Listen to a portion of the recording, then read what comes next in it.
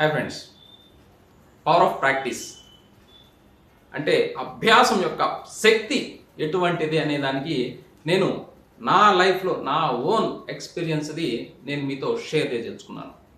నేను టీటీటీడబ్ల్యూఎస్ train the trainer వర్క్షాపులో నేను attend అయ్యాను. ఇది ఇంపాక్ట్ ఫౌండేషన్ వాళ్ళు ఏర్పాటు చేసినటువంటి ఒక వర్క్షాపు. ఇక 30 days ఆన్లైన్లో ఉంటుంది, 2 days ఆఫ్లైన్లో ఉంటుంది. This is a wonderful session workshop. మనకి ఇక్కడ లైఫ్ స్కిల్స్ గురించి మనల్ని మనం ట్రాన్స్ఫార్మ్ చేసుకోవడానికి పర్సనాలిటీ డెవలప్మెంట్ కోసం మనకి చాలా విషయాలు ప్రతిరోజు మనకి చెప్తూ మన చేత మాట్లాడిస్తారు. దాంట్లో ఒక డైలాగ్ ఒకటి ఉంటుంది. నేను ముందు డైలాగ్ ఎలా ఉంది, తర్వాత డైలాగ్ ఎలా వచ్చింది అని నేను ఉదాహరణతో నేను అప్పుడు తీసుకున్న వీడియోని నేను మీకు చూపిస్తాను. ఈ వీడియోలో ఒకటి ఎలా అంటే, వీలైతే పరిగెత్తు, కుదిరితే పరిగెత్తు, లేదంటే నడువు అని ఒక డైలాగ్ స్టార్ట్ అవుతుంది.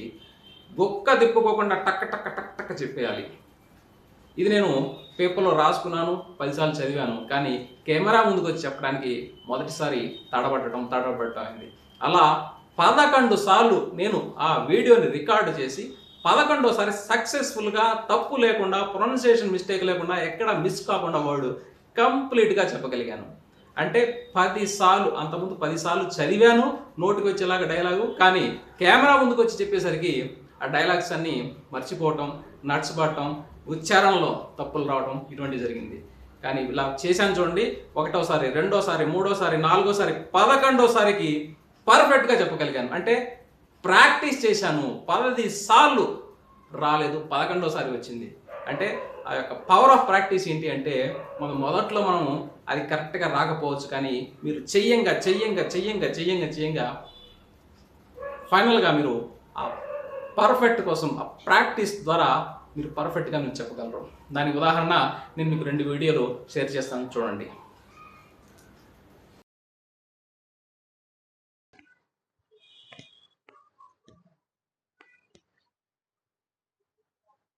కుదిరితే పరిగెత్తు, లేదంటే నడు, అది చేత కాకపోతే పాకుతూ పో. అంతేగాని ఒకే చోట అలా కూర్చొని ఉండిపోతే ఎలా?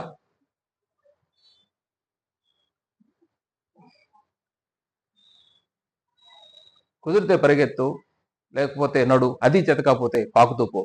అంతేగాని ఒకే చోట అలా ఉండిపోతే ఎలా? దేహానికి తప్ప దాహానికి పనికిరాని సముద్రపు కెరటాలే ఎగిసి పడుతుంటే నీలో ఉన్న ప్రవహిస్తున్న రక్తం ఆగిపోతే ఎలా?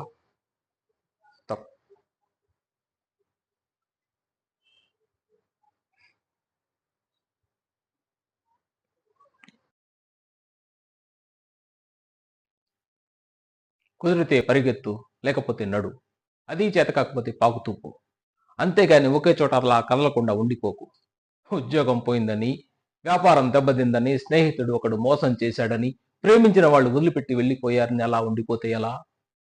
దేహానికి తప్ప దాహానికి పనికిరాని ఆ సముద్రపు కెరటాల ఎగిసి పడుతుంటే తలచుకుంటే నీ తలరాత ఇంతే అన్నవాళ్ళు కూడా నీ ముందు తలదించుకునేలా చేయగల సత్తా అనేది. అలాంటప్పుడు ఇప్పుడు వచ్చిన ఆ కాస్త కష్టానికి తల వంచేస్తే ఎలా? సృష్టిలో చలనమున్నది ఏది ఆగిపోకూడదు.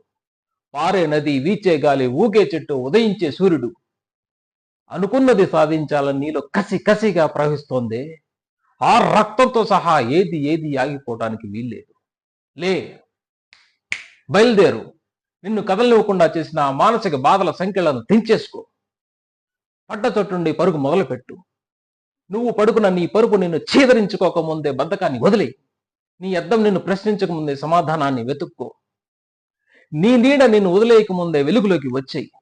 మళ్ళీ చెబుతున్నా, కన్నీళ్లు కారిస్తే కాదు, చెమటం చిందిస్తే నేను చరిత్ర రాయగలవని తెలుసుకో. చదివితే ఈ పదాలు మాత్రమే, ఆచరిస్తే అస్త్రాలు.